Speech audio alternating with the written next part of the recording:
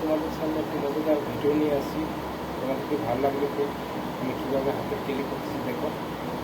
দেখো এটাকে পুরোপুরি খালি, কিছু নেই, সব ভিতরে খালি।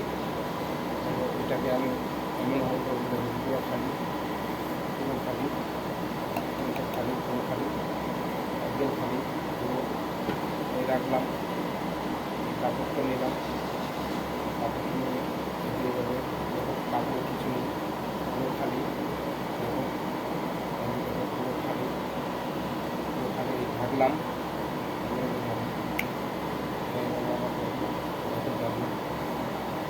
লাগিয়ে গেছে।